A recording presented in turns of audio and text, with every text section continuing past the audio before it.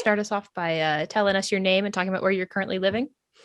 Okay, sure. So my name's Athena Paquette Cormier, and I live in Torrance, California, in a little area called the Upper Riviera. So, yeah, so Los Angeles is pretty big, and Torrance is a suburb of Los Angeles, and we're part of an area called the South Bay. So you've got LAX, and then you've got that area there where the airport is. And then right below that, you've got Manhattan Beach, Redondo Beach. People have heard of those cities, but Torrance is kind of like the best kept secret almost, even though we're bigger than those sister cities. We somehow remain a little bit of a secret, which is nice. So yeah, so Torrance.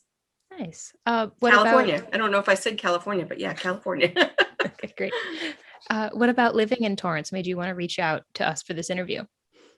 I just felt like Torrance, if you're recording where people love to live, I felt like, yeah, Torrance should be known by people. And it's often not. So when I travel and I say, oh, I'm from Torrance, they're like, But if I say Redondo Beach, people go, oh, okay. So I thought it'd be great if Best Places had a recording from someone who lives here. So, and maybe even more than one, because it's actually a pretty big city. We have 5 high schools, about 150,000 residents. So I think nationally they call that kind of a mid-sized city. So, but in our area, it's fairly big. And it's a very vibrant city because they planned it to be a very balanced city. So we've got in the daytime 150,000 or so people live here, but there's so many businesses, big businesses here that our population swells to about 300 or 350 during the day. Well, at least pre-COVID. I don't know what it is now with work at home things and stuff. But yeah, we have some great corporate citizens here in Torrance, which is really amazing. From manufacturing to aerospace to, we have 2 top 100 hospitals. So it's pretty serious, pretty cool city to live in because you've got almost everything you could want. Used to be our mall here is fabulous and keeps reinventing itself, but we used to be the largest mall in the US, and then I think the one in Minnesota overtook us. But Del Amo Mall is huge, and we have fireworks, we have farmers markets. I mean, anything that you could want to do, you could do it right here in Torrance without really even leaving the city, although we do. But a lot of people just stay in the city because everything you want is here. And one thing people don't know is Torrance has a beach. We are by the beach. So we don't have the name Torrance Beach like Redondo Beach, Manhattan Beach, Hermosa Beach, but City of Torrance actually has a really nice beach. So like I said, we have everything. Wow, nice. Yeah. So, I mean, you kind of already talked about this, but if you want to go more in depth, some things about Torrance that you like just your favorite things about Torrance, what would you say? Yeah, so I think for me, so full disclosure, I work in Torrance too. And years ago, I actually worked 3 blocks away from my home. So, but yeah, living in Torrance, you can find all kinds of things. But for me, what I love the arts. And, if you want to see a high quality art show of some kind, or, whether it's music or the theater or whatever, a lot of people have to go all the way to Hollywood or downtown LA. And it's only 18, 20 miles or whatever, but it can take 2.5 hours in traffic. It's horrendous. So to have really high quality artistic performances, whether it's, music or like I said, we have theater, to be able to do that right in my backyard, that is one of my favorite things, because we even have a summer concert series, thank God, because last year there was nothing inside the theaters. So outdoor type events are starting. So there's a group called Torrance Cultural Arts Foundation. They put on a series of different kinds of performances for the city, to help fill the theaters in the city, but it draws people from everywhere because the quality of the acts is so great. So I actually am on the board with them. I love helping that nonprofit because we've got to have a balanced life, right? So the arts, to me, I was a violinist when I was growing up. The arts are super important for, not only just entertainment, but your mental health. It's really important to change it up, right? so I love that about it. The farmers markets are super cool. Again, you'd have to go to a pretty large city to find a decent farmers market, and so we have a really good one here. those are kind of my favorite things, although we've become known for microbrews. And this started because, our city has a really great streamlined permit licensing kind of process. And so these microbrews were looking at spaces up in Los Angeles. They've got a lot of commercial kind of buildings that you could do well with, but the process was taking 3-6 months to get a permit, whereas it would go, or I heard Santa Monica was like a year and a half. So for a while, it was just a huge, long process for a microbrew. And, you don't really want to go through that if you're starting a business. You don't want to find out 2 years out whether you can do your business. So Torrance attracted a lot of those small businesses. And so I think that's pretty cool because, you do want businesses in your city too. So yeah, there's even like tours, like there's wine tasting tours. There's a beer bus, a guy who created a business with taking people to the different microbrews for tasting. So I think that's pretty cool, Yeah. And they're great hangouts. So, yeah. That is super cool. That sounds like a lot of fun. Mm-hmm. You said you work for the city government, I assume is what you meant? No, I don't work for the city government. Sorry.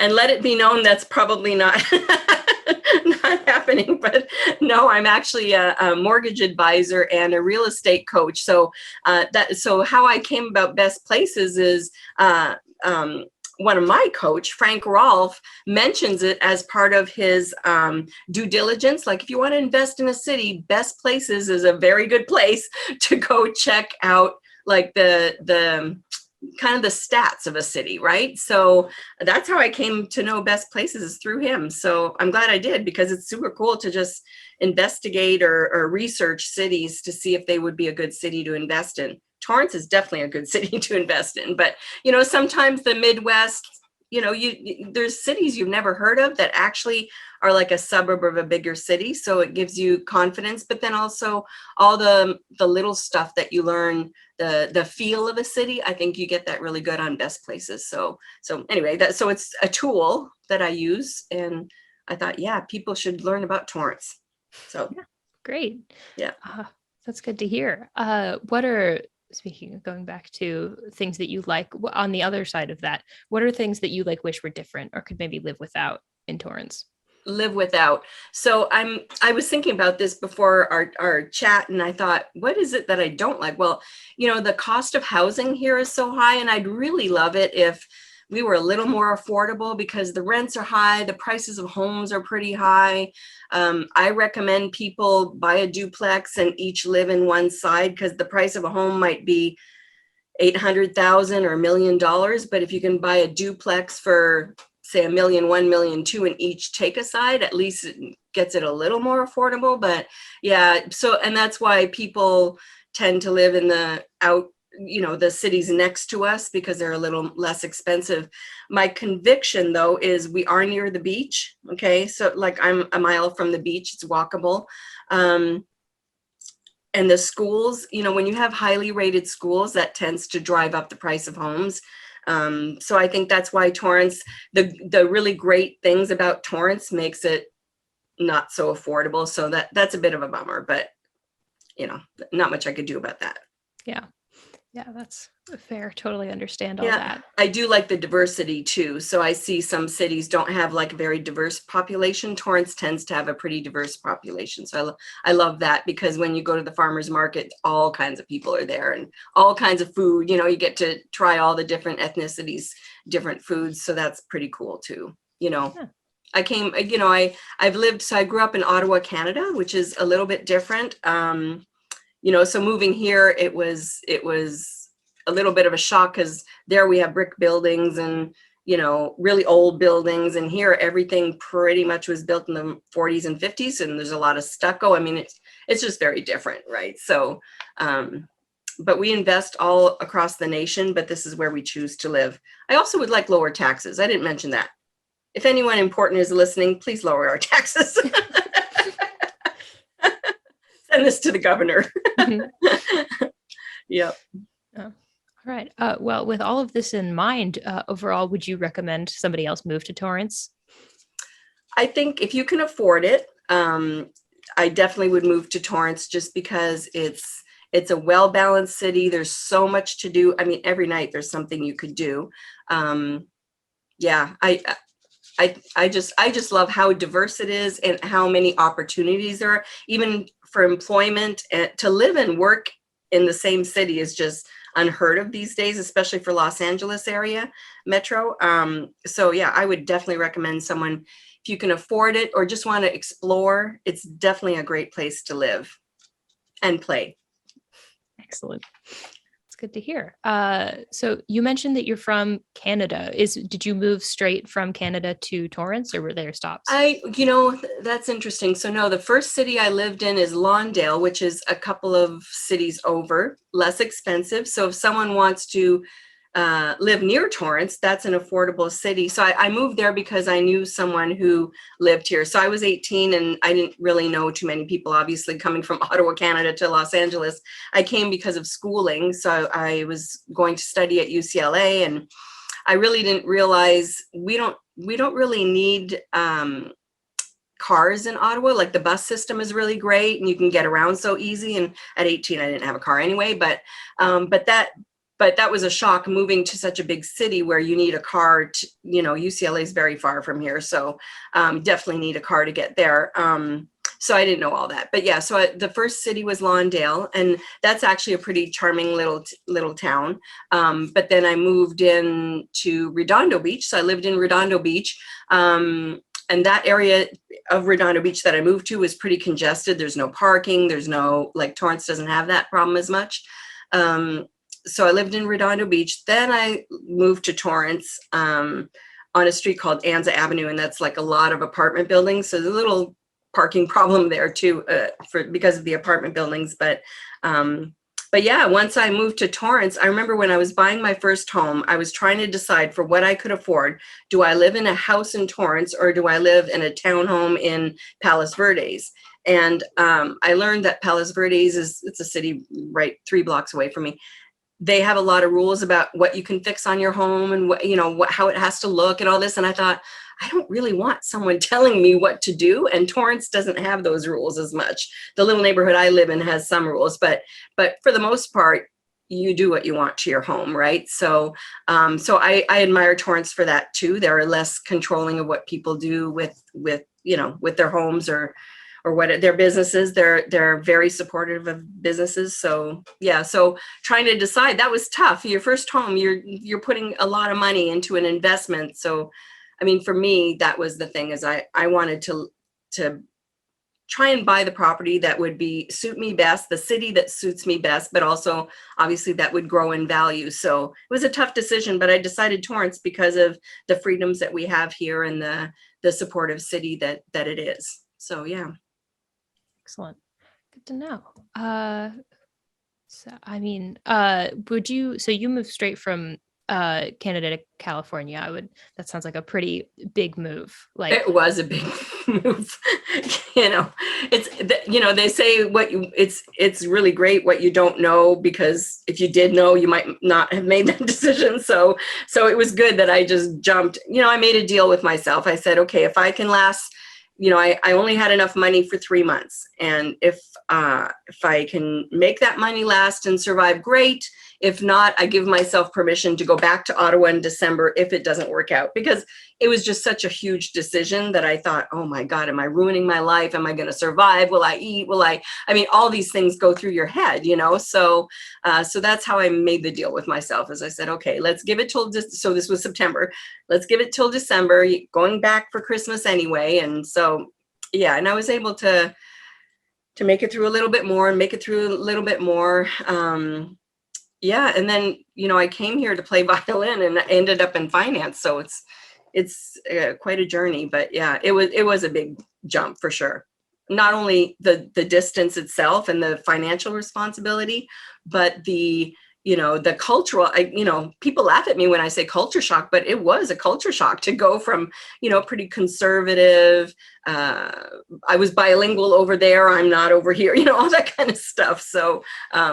Yeah, it was a culture shock, but it's a wonderful place, and there's lots of wonderful places in the U.S. But it's funny that all these years later now, Torrance is my home. I love Torrance. I don't know as much about Torrance as other people that I know, but what I do know, I love, and it keeps just getting better and better. So So for me, it's a great place to live and for sure to visit. Great. Would you, if somebody else was going to be undertaking a similar move, do you have any like advice for them that you would offer? You mean the big move? Yeah. Yeah. Have cash reserves and have a credit card, right? I didn't even have a credit card. Like I had no means, and you can't rent a car when you're 18 or 19. You have to be 25. At least back then, those were the rules. So yeah, so I would say, wherever you're moving to, research where you're moving to first, right? Because I didn't do too well at that. Put feelers out, like I would become part of a community, or LinkedIn is a great thing, right? Because they didn't have that back then, but networking of some kind so that you have some kind of support system wherever you're going to. Like I moved here with just knowing basically one lady, and that was tough, right? So creating a network for yourself, having cash reserves. I think what I did is smart. Give yourself a timeline of, I'm going to give this amount of time. I'm going to give it this amount of effort. This is my plan. But tell yourself if it doesn't work, it's not the end of the world. If you have to, change your decision or, vary the plan a little bit, give yourself that kind of permission to do that, because too often I think it's ego probably, but we make a decision, tell everyone we're going to do this. And when it doesn't work exactly how we thought, sometimes we push through when it's not time to push through, but it's time to reassess, right? So that would be my recommendation. The cash reserves, create a network before you go, and create a contract with yourself on what does this mean and what's plan B if it doesn't work out, right? So Great. Yeah. Well, that's all of my questions that I had. It was great talking with you. Before yeah, we you sign off, too. yeah, It's great to meet you in person, because I saw you interview a couple of people and I was like, oh, how fun. So yeah, it's great to meet you face to face, sort of. yeah, right. It was great speaking to you. Before we sign off, is there anything else you want to share? Not I mean, just that I encourage you to check out Torrance, and I think I encourage other city people to look at Torrance's model, because we have a lot that can be duplicated and help your residents enjoy life even more. So I would recommend everybody check out Torrance, California. Great.